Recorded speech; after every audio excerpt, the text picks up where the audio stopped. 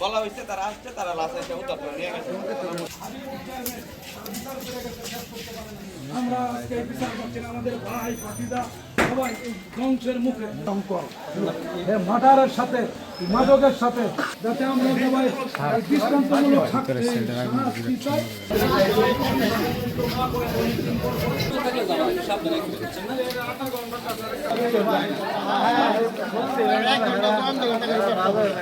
আর মেয়ে কামায়